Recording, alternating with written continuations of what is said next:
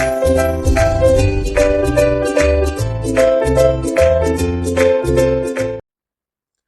बच्चों, last class में भाई हमने क्या पढ़ा था? एटम के 3 fundamental particle, electron, proton and neutron, उनकी डिस्कवरी कैसे हुई थी। आज का टॉपिक आपको दिखाई दे ही रहा होगा। आज का टॉपिक है हमारा एटॉमिक मॉडल्स। तो सबसे पहले हम एटॉमिक मॉडल्स के बारे में पढ़ेंगे।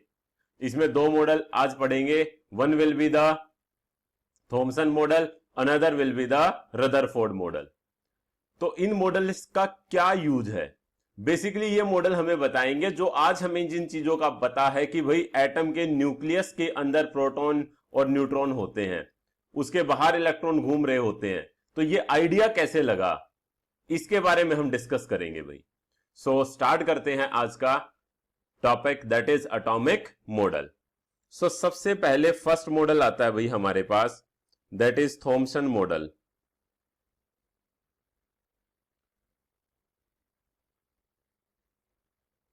थॉमसन मॉडल को भाई हम प्लम पुडिंग मॉडल भी बोलते हैं, और write down plum pudding model.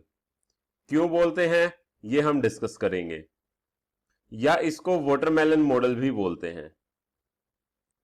सो वाटरमेलन मॉडल।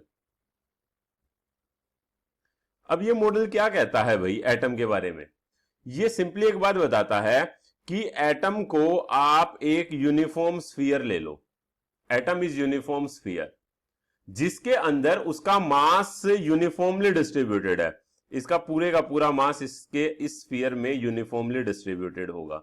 मास डिस्ट्रीब्यूटेड होने का मतलब है प्रोटॉन और न्यूट्रॉन यहां पर यूनिफॉर्मली डिस्ट्रीब्यूटेड होंगे, और इसके अंदर इलेक्ट्रॉन कहीं भी एम्बेडेड हो सकते हैं। इलेक्ट्रॉन की कोई फिक्स लोकेशन नहीं बताई इसने कहा इसके अंदर इलेक्ट्रॉन कहीं भी धसे हुए होंगे।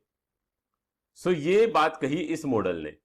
लेकिन इस मॉडल का यह मानना था एटम इज इलेक्ट्रिकली न्यूट्रल। मतलब एटम को न्यूट्रल बताया इसने, atom is electrically neutral because जितने यहां पर इलेक्ट्रॉन हैं उतने ही यहां पर प्रोटॉन होंगे, और बट वो सारे इस यूनिफॉर्म स्फीयर में यूनिफॉर्मली डिस्ट्रीब्यूटेड होंगे, और इलेक्ट्रॉन इसमें कहीं भी एम्बेडेड हो सकते हैं। सो राइट डाउन, इसने क्या कहा? Atom is electrically neutral. And इसका सेकंड पॉइंट क्या है? Atom is uniform sphere. Atom is uniform sphere of positive charge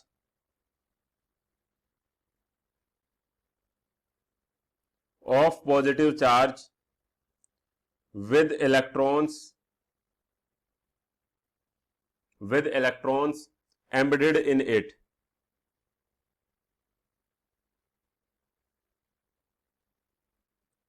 so ये इस मॉडल ने बताया भाई, बट इसने इलेक्ट्रॉन की कोई फिक्स लोकेशन नहीं बताई कि इलेक्ट्रॉन यहां होगा, वो कहीं भी धसा हो सकता है। अब ये मॉडल कैसे वाटरमेलन मॉडल या फिर प्लम पुडिंग मॉडल बोलते हैं? वाटरमेलन जैसे है वो यूनिफॉर्म, उस अगर स्फेरिकल हम वाटरमेलन ले ले, उसके अंदर उसका मास पूरे में यूनिफॉर्मली डिस्ट्रीब्यूट होगा, और उसके अंदर जो बीज हैं वो इलेक्ट्रॉन की तरह बिहेव करेंगे, वो कहीं भी धसे हुए हो सकते हैं, उनकी कोई फिक्स लोकेशन नहीं होगी। या फिर प्लम पुडिंग मॉडल क्या कह दो, जैसे एक प्लेट के अंदर हलवा रख ले हम, हलवा पूरा यूनिफॉर्म, उसका जो मास है वो सारे का सारा उस प्लेट में यूनिफॉर्मली डिस्ट्रीब्यूटेड है, ये येलो रीजन में, और उसमें पुडिंग्स, रेजन्स वगैरह कहीं भी आपको मिल जाएंगी, कोई फिक्स लोकेशन नहीं होगी। That's why this model is also known as plum pudding model. But ये मॉडल कोई बहुत ज्यादा प्रॉपर्टीज को नहीं बता पाया, सिर्फ एक एटम की इलेक्ट्रिकल न्यूट्रलिटी इसने बता दी। सो ये मॉडल कोई बहुत ज्यादा नहीं चला।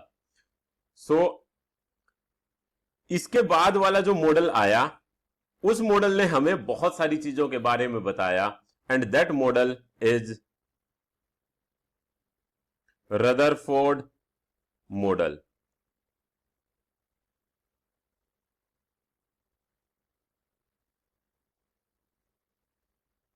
सो सेकंड मॉडल हमारे पास रदरफोर्ड मॉडल है। ये एक एक्सपेरिमेंट के ऊपर बेस्ड है। रदरफोर्ड ने एक एक्सपेरिमेंट किया था, अल्फा स्कैटरिंग एक्सपेरिमेंट। सो इसमें क्वेश्चन यही आता है, ये किसके ऊपर बेस्ड है? It is based on alpha scattering experiment. It is based on observation of his alpha scattering experiment. अब क्या ये एक्सपेरिमेंट था, इसके बारे में देखेंगे भाई हम। सो उन्होंने एक एक्सपेरिमेंट किया था, that experiment was alpha scattering experiment. So इसको अंडरलाइन कर लेना भाई। मेन क्वेश्चन इससे अगर पूछता है, ये पूछता है रदरफोर्ड मॉडल किस एक्सपेरिमेंट पे बेस्ड था? Alpha scattering experiment. सो इस अल्फा स्कैटरिंग एक्सपेरिमेंट में क्या है भाई, इसके अंदर एक रेडियो एक्टिव सब्सटेंस का सोर्स लिया। माना हमने एक रेडियो एक्टिव सब्सटेंस लिया और उसको इस बॉक्स के अंदर रख दिया। ये बॉक्स आलतू फालतू के जो रेडिएशन इधर उधर फैलेंगी उनसे बचा लेगा हमें। तो यहां पर मैंने रेडियो एक्टिव सब्सटेंस का सोर्स लिया, ये रेडियो एक्टिव सब्सटेंस लिया। अब ये रेडियो एक्टिव सब्सटेंस भी क्या है? It is the source of alpha particle. तो ये अल्फा पार्टिकल एमिट करेगा और ये एक रेडियो एक्टिव सब्सटेंस है। सो हमने ये लिख लिया रेडियो एक्टिव सब्सटेंस। अब इस रेडियो एक्टिव सब्सटेंस ने जैसे ही अल्फा पार्टिकल छोड़े, मैंने लिख दिया है यहां अल्फा पार्टिकल का सोर्स है, इनको फिर थिन स्लिट से हमने पास किया। ये हमारे पास थिन स्लिट है, उससे हमने इनको पास किया। थिन स्लिट से पास करने के बाद ये अल्फा पार्टिकल आगे सीधे गए और आगे रास्ते में इनके हमने एक गोल्ड की फॉइल रख दी। ये माना गोल्ड की फॉइल रख दी, थिन गोल्ड फॉइल ये रख दी, और यहां पर हमने लगा दी ZNS की स्क्रीन। ये हमने लगा दी है ZNS screen.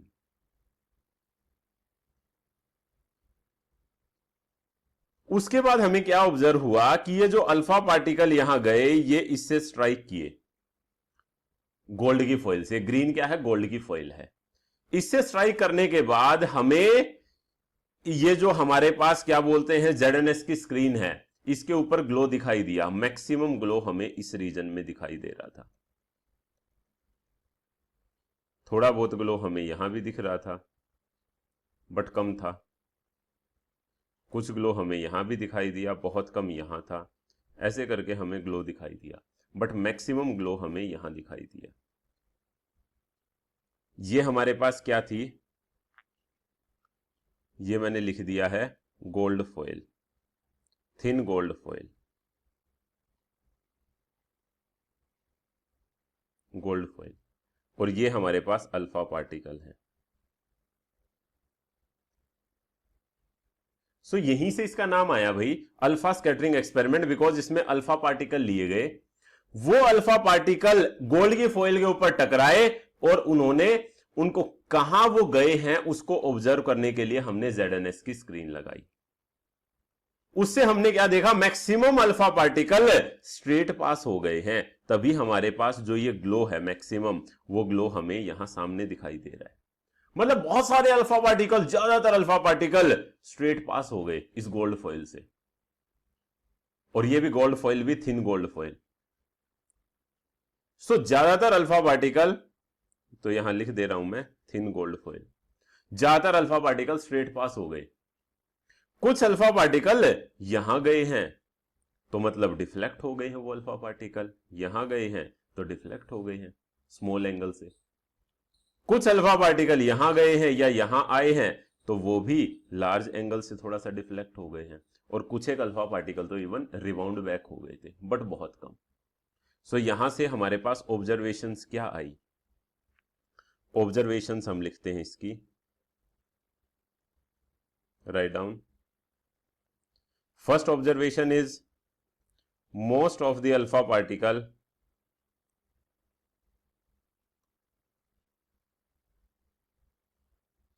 passed straight without suffering any deflection.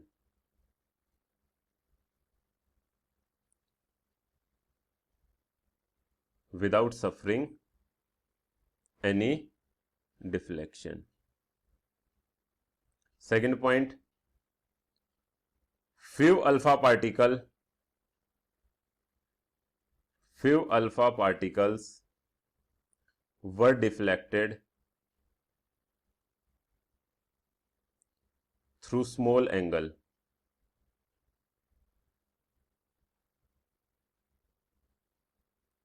Few alpha particles were deflected through small angle.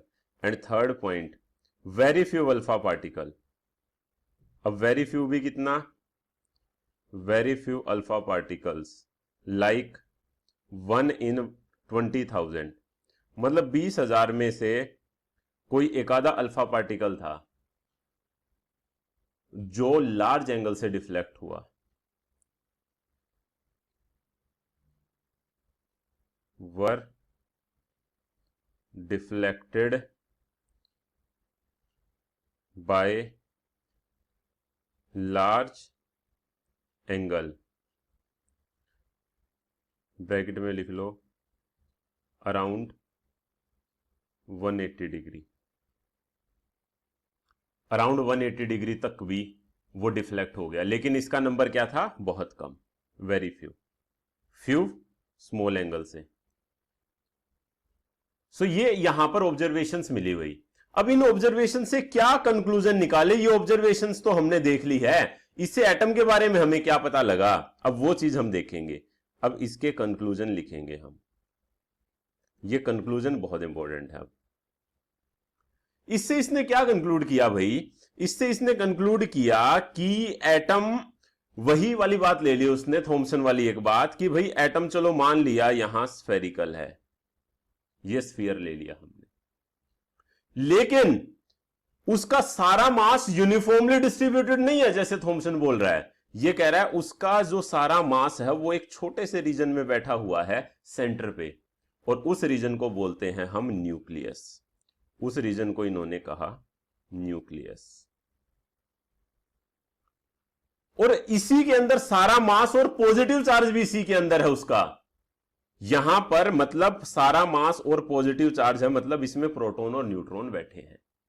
तो जैसे ही अल्फा पार्टिकल गए, अब आप खुद देखिएगा, अल्फा पार्टिकल ज्यादातर स्ट्रेट चले गए, क्योंकि अल्फा में पॉजिटिव था, रास्ते में कोई पॉजिटिव नहीं आया, रास्ते में कोई पॉजिटिव नहीं आया, स्ट्रेट पास हो गए, रास्ते में कोई पॉजिटिव नहीं आया, रास्ते में कोई पॉजिटिव नहीं आया।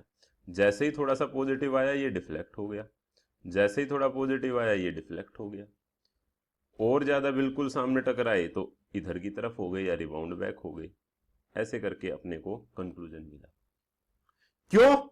क्योंकि अल्फा पार्टिकल के ऊपर पॉजिटिव चार्ज था, और जब उसके रास्ते में कोई पॉजिटिव चार्ज चीज आएगी तभी तो वो डिफ्लेक्ट होगा। अब अगर ज्यादातर पार्टिकल स्ट्रेट पास हो रहे हैं, इसका मतलब उनके रास्ते में कोई पॉजिटिव चार्ज है ही नहीं, अदरवाइज ये तो खूब सारे डिफ्लेक्ट होते।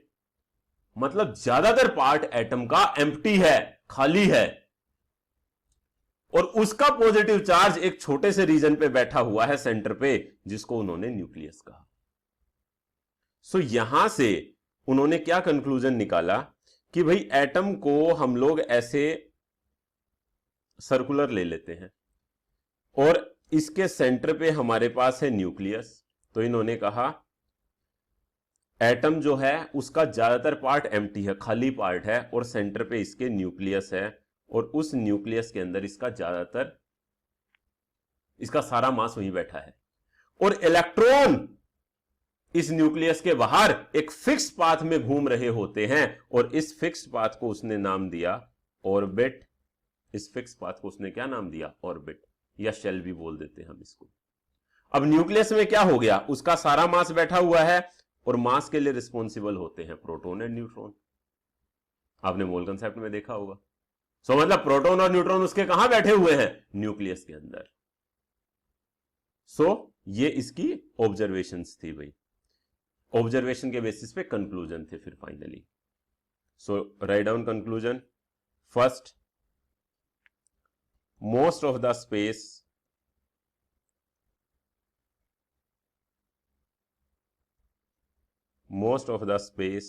in atom is empty.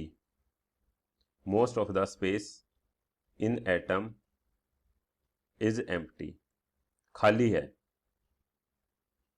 क्योंकि ज्यादातर पार्टिकल डिफ्लेक्ट नहीं हो रहे हैं, तो उनके रास्ते में कोई पॉजिटिव चार्ज वगैरह कुछ है ही नहीं। सेकंड पॉइंट उन्होंने क्या निकाला?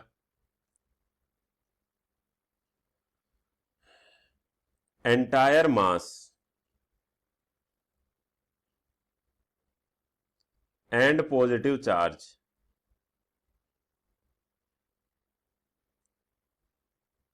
of atom is concentrated in small region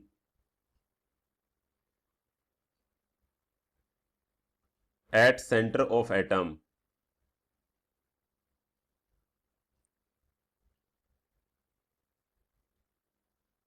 known as nucleus.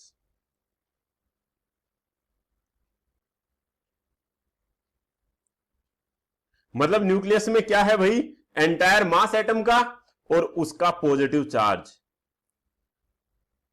एक छोटे से रीजन के अंदर लोकेटेड है, जिसको न्यूक्लियस बोला गया। यह बहुत इंपॉर्टेंट पॉइंट है। And third point,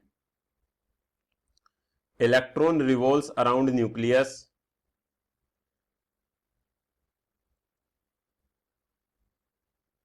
electrons revolve around nucleus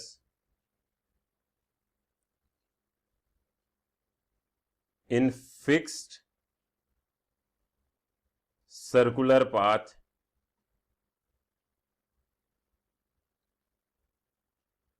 known as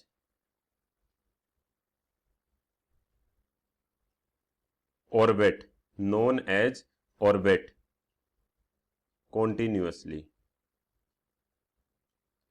मतलब इलेक्ट्रॉन न्यूक्लियस के बाहर एक फिक्स सर्कुलर पाथ में घूम रहे होते हैं, जिसको उसने क्या कहा, ऑर्बिट, और कंटिन्यू घूम रहे होते हैं। क्या ये बात क्लियर हुई भाई? सो नोट कीजिए इन पॉइंट्स को। सो यहां से हमें न्यूक्लियस और ऑर्बिट के बारे में आइडिया लगा। बट इस मॉडल की जो सबसे बड़ी कमी थी, वो कमी यही कॉन्टिन्यूअसली वाली चीज थी कि electron revolve around nucleus in fix circular path known as orbit continuously. कैसे थी वो कमी, अब उसके बारे में हम डिस्कस करेंगे। सो नोट कीजिए इसको। सो अब हम इसके ड्रॉबैक्स के बारे में देखते हैं भाई। So write down drawbacks of Rutherford model.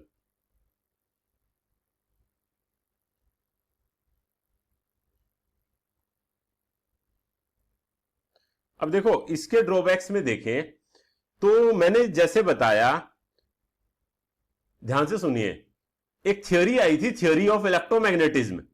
वो थ्योरी क्या कहती है, उस थ्योरी का यह मानना है कि भाई जब एक चार्ज बॉडी के अराउंड, सेंटर पे एक चार्ज बॉडी है, दैट इज न्यूक्लियस हो गया, उसके अराउंड कोई दूसरी चार्ज बॉडी घूमेगी, कोई दूसरी चार्ज बॉडी, मैंने इलेक्ट्रॉन ले लिया, अगर वो उसके अराउंड कॉन्टिन्यूअसली घूमेगी, दोनों में अट्रैक्शन होगा, उसका पाथ छोटा हो जाएगा।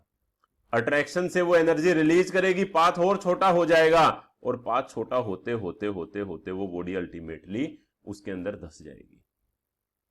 मतलब थ्योरी ऑफ इलेक्ट्रोमैग्नेटिज्म का क्या कहना है, दो अपोजिट चार्ज बॉडी, उनमें अट्रैक्शन लगेगा और वो एक दूसरे के नजदीक आएंगी, और नजदीक आने से यहां एनर्जी कम होगी, एनर्जी कम होते ही इलेक्ट्रॉन का ये पाथ छोटा होता जाएगा और अल्टीमेटली न्यूक्लियस में धंस जाएगा। तो न्यूक्लियस में धंस गया, तो बताओ कैसे ये स्टेबिलिटी को एक्सप्लेन कर पाया? ये तो फिर से रदरफोर्ड थॉमसन मॉडल जैसा ही हो गया। मतलब इससे फिर वो स्टेबिलिटी वाला जो कंसेप्ट है कि इलेक्ट्रॉन ऑर्बिट के बाहर ऐसे स्टेबल कैसे हो, उसको ये एक्सप्लेन नहीं कर पाया। सो ये एक बहुत इंपॉर्टेंट पॉइंट है भाई। सो हम क्या लिखेंगे इसका, it was not according to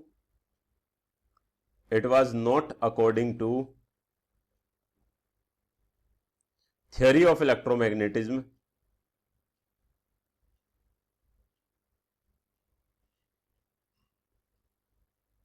proposed by Maxwell।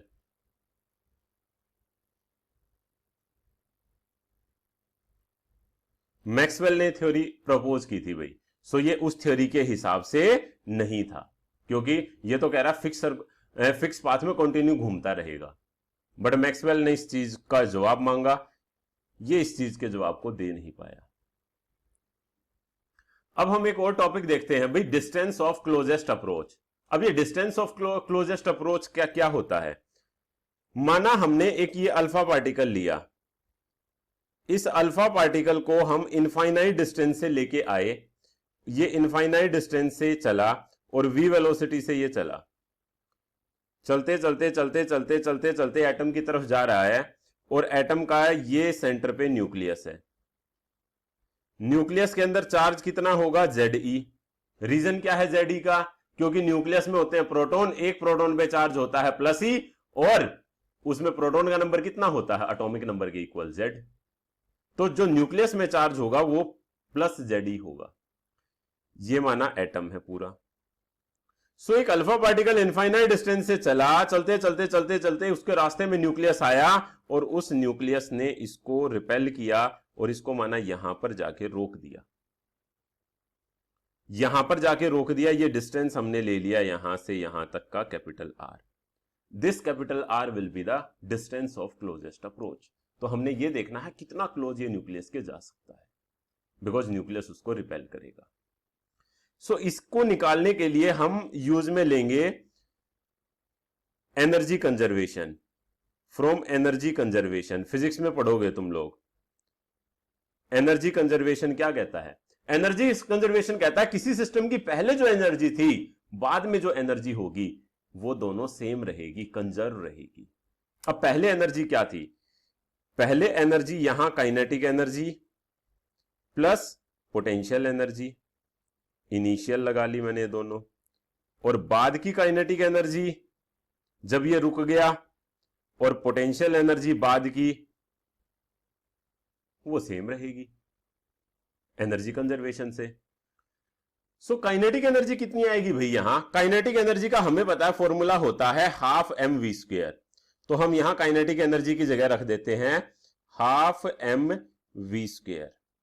अब m is the mass of alpha particle and v is the velocity of this alpha particle, क्योंकि v वेलोसिटी से प्रोजेक्ट किया। लेकिन यहां फाइनल वेलोसिटी जीरो होगी। फाइनल वेलोसिटी क्यों zero होगी? क्योंकि वहां जाने के बाद ये पार्टिकल, अल्फा पार्टिकल यहां रुक गया, तो यहां फाइनल वेलोसिटी जीरो आ जाएगी। अगर फाइनल वेलोसिटी जीरो हो गई तो फाइनल काइनेटिक एनर्जी भी जीरो हो जाएगी, बिकॉज वो भी हाफ एम वी स्क्वायर होगा, और वेलोसिटी जीरो तो काइनेटिक एनर्जी जीरो। अब बात आती है पोटेंशियल एनर्जी की। भाई पोटेंशियल एनर्जी का फॉर्मूला होता है k Q1 Q2 by are. Physics में पढ़ोगे तो मैंने लिख दिया k Q1, k कांस्टेंट है, Q1 charge on alpha particle. Charge on alpha particle हमारे पास कितना है? मैंने बताया था 2e है, plus 2e। Q2 charge on atom. Atom पे चार्ज कितना बताया था मैंने? उसके न्यूक्लियस का चार्ज। एटम मींस न्यूक्लियस के अंदर चार्ज, एटम तो न्यूट्रल होगा। सो न्यूक्लियस में कितना चार्ज होगा? Ze। तो Ze हो गया, divided by R. R distance था इन दोनों के बीच में। अब देखो खुद, स्टार्टिंग में ये अल्फा पार्टिकल इनफाइनाइट से चला है। अगर स्टार्टिंग में इनफाइनाइट से चला है तो ये जो नीचे आर होगा ये इनफाइनाइट हो जाएगा। तो फाइनली मैं ये कह दूंगा अगर ये आर इनफाइनाइट हो गया तो ये वैल्यू को जीरो कर देगा। सो स्टार्टिंग में हमारे पास हम पोटेंशियल एनर्जी की जगह जीरो पुट कर देंगे कि इनिशियली पोटेंशियल एनर्जी जीरो है, because k Q1 Q2 by R, और नीचे आर अगर इनफाइनाइट हो गया तो वो वैल्यू जीरो होगी। तो सर फाइनल पोटेंशियल एनर्जी क्या आएगी? अब फाइनल पोटेंशियल एनर्जी देख लो। फाइनल में ये आ गया k Q1 मैंने कितना बताया? 2e जो अल्फा पार्टिकल पे था। Q2 कितना बताया मैंने? Ze divided by finally distance इनके बीच में कितना है? r डिस्टेंस है, तो ये लिख दिया कैपिटल R। तो यहां से अगर हम इस इक्वेशन को सोल्व करेंगे तो हमारे पास कैपिटल R आ जाएगा। कैपिटल R क्या आएगा? इसको सोल्व करोगे तो हमारे पास आ जाएगा 4kZe square divided by mv square. अब यहां ये R जो होगा, this R will be distance of closest approach. R is distance of closest approach. तो आप लोग ये फॉर्मूला रट लेना भाई, पूरा ड्राइव करने की जरूरत नहीं है। K कांस्टेंट है, Z एटॉमिक नंबर है। Z हम क्या कहेंगे? Atomic number. एम क्या है भाई? एम मैंने बताया, M is the mass of alpha particle, ये पता होना चाहिए भाई एम क्या है। M is the mass of alpha particle and V velocity of alpha particle, velocity of alpha particle. क्या ये बात क्लियर हुई? सो ये हमें फाइनली हम ये फॉर्मूला रट लेंगे, r distance of closest approach, जिसमें m and v alpha particle के मास एंड वेलोसिटी है। और डिस्टेंस ऑफ क्लोजेस्ट अप्रोच क्या है? अगर इनफाइनाइट डिस्टेंस से अल्फा पार्टिकल आए तो वो न्यूक्लियस के कितने नजदीक आके रुक जाएगा, that distance will be distance of closest approach. So finally हम इस फॉर्मूले से उसको निकालेंगे, के कांस्टेंट है। क्या ये बात क्लियर हुई भाई? सो नोट कीजिए।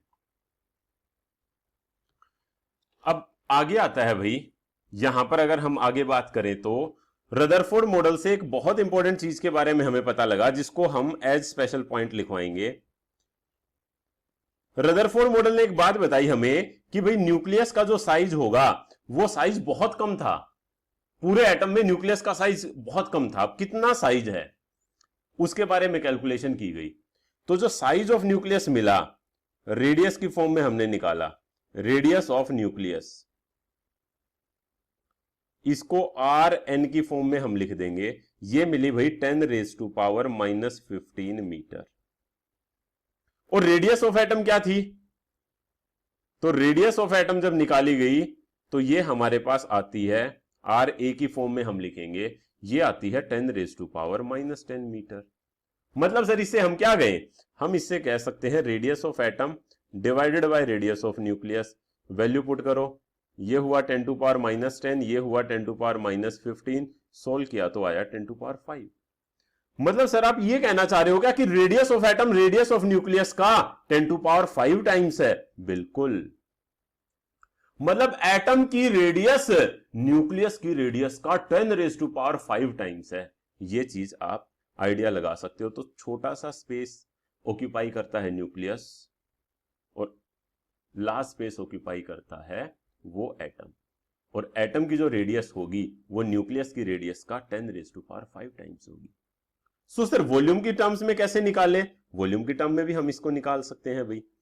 सो हम कह सकते हैं volume of atom divided by volume of nucleus. ये क्वेश्चन पूछे जाते हैं, आप कभी क्वेश्चन सोल्व करोगे मिलेंगे अपने को। वॉल्यूम ऑफ एटम क्या होगी? 4/3 पाई आर, आर किसका? एटम का, cube, divided by volume of nucleus, क्योंकि ये स्फेरिकल है। स्फीयर की वॉल्यूम 4/3 पाई आर क्यूब निकालेंगे, 4/3 पाई यहां रेडियस न्यूक्लियस की, उसका क्यूब। अब आप इसको सोल्व करोगे, 4/3 पाई आई, 4/3 पाई से 4/3 पाई कट गया। रेडियस ऑफ एटम का cube divide by radius of nucleus का क्यूब। ये वैल्यू आपने पुट की 10⁻, इस वैल्यू को अगर हम पुट करें तो अपने पास कितनी वैल्यू आएगी? ये कट गए थे। सो यहां आ जाएगी, रेडियस ऑफ एटम कितनी थी? 10⁻⁻10, उसका क्यूब डिवाइड बाय 10⁻⁻15 का क्यूब। सोल्व किया तो आया 10⁻15। सो यहां से क्या कह सकते हैं भाई? Volume of atom is nearly equal to 10⁻15 times of volume of nucleus। सो ये चीज आपको बहुत बार दिखाई देगी भाई। याद रखना, एटम की जो वॉल्यूम होगी वो न्यूक्लियस की वॉल्यूम का 10⁻15 टाइम्स होगी। सो इस बारे में हमें पता होना चाहिए। अब यहीं से रिलेटेड एक चीज आती है कि रेडियस ऑफ न्यूक्लियस को क्या हम निकाल सकते हैं कितनी आएगी किसी एक एटम के लिए? अब आप एक बात खुद सोचो, ये मैंने एक न्यूक्लियस लिया, इस न्यूक्लियस में प्रोटॉन और न्यूट्रॉन है। अगर प्रोटॉन न्यूट्रॉन बढ़ते जाएंगे, प्रोटॉन न्यूट्रॉन बढ़ते जाएंगे तो ये इसका साइज भी बढ़ता जाएगा। मतलब सर आप क्या कह रहे हो कि प्रोटॉन और न्यूट्रॉन बढ़ने से न्यूक्लियस की रेडियस चेंज होगी? यस, चेंज होगी। मींस हम ये कह सकते हैं radius of nucleus is directly proportional to a की पावर 1/3। ए क्या है? A is the sum of proton and neutron. मैंने अभी बताया जैसे जैसे प्रोटॉन और न्यूट्रॉन बढ़ते जाएंगे ऐसे ऐसे इस न्यूक्लियस का भी रेडियस बढ़ता जाएगा। और वो कैसे रिलेट होगा? Radius of nucleus is directly proportional to A की power 1/3। A is the mass number. Mass number क्या है? जो मास के लिए रिस्पॉन्सिबल हो, और मास के लिए रिस्पॉन्सिबल क्या है? Proton plus neutron. So A proton plus neutron के इक्वल होगा। आगे भी मैं अभी बताऊंगा।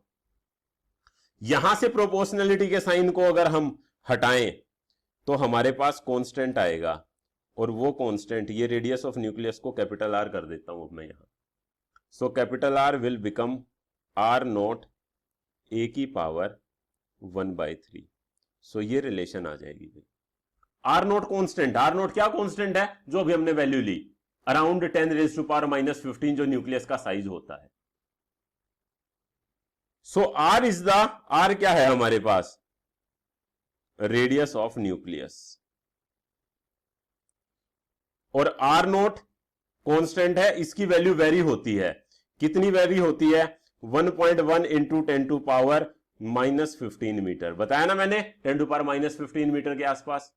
इससे लेके 1.44 इंटू 10⁻⁻15 मीटर, यहां तक आर नोट की वैल्यू मतलब वेरी करती है। 1.1 इंटू 10⁻⁻15 मीटर से 1.44 इंटू 10⁻⁻15 मीटर। जनरली 1.2 ले लेते हैं हम लोग इसको। तो आर नोट की आपको वैल्यू दे देगा, नहीं दे तो 1.2 के आसपास ले लेना। ए क्या है? A is the mass number. ए है मास नंबर। सो सिंपल सी बात है भाई, जो रेडियस ऑफ न्यूक्लियस होगी वो मास नंबर से रिलेटेड होगी। जैसे मास नंबर बढ़ेगा, प्रोटॉन और न्यूट्रॉन का नंबर बढ़ेगा, रेडियस चेंज हो जाएगी। और रिलेशन क्या है? R is equal to r naught, A की पावर में है भाई ये 1/3। आर नोट ए की पावर 1/3। क्या ये बात क्लियर हुई भाई? सो इसके ऊपर अगर सवाल आए तो आप इसको सोल्व कर लेना। कुछ एक आगे केसेस हम देखेंगे, सो नोट कीजिए। सो जैसे एक क्वेश्चन ले लेते हैं भाई इसी के ऊपर बेस्ड। माना मैं कहूं find the radius of nucleus for aluminium. Aluminium के लिए निकालो। ब्रैकेट में मैं लिख देता हूं, इसका जो मास नंबर है वो मास नंबर 27 होगा। ये मैंने बता दिया। सो ट्राई करो, जल्दी से करो ट्राई।